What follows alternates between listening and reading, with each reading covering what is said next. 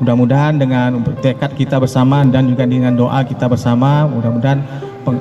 program dan anggaran melalui DAK dengan sumber dana APBN tahun 2024 dapat terlaksana di desa Kecamatan Lingga ini.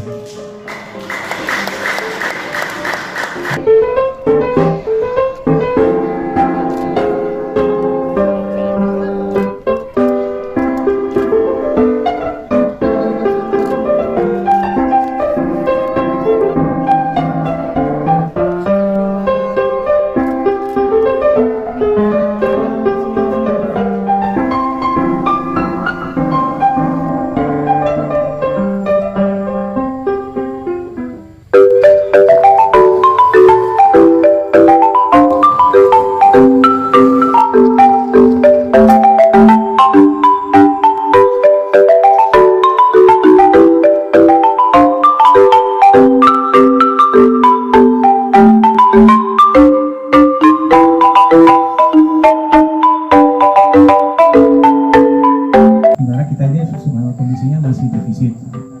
makanya kami akan mendorong para kepala dinas berinovasi,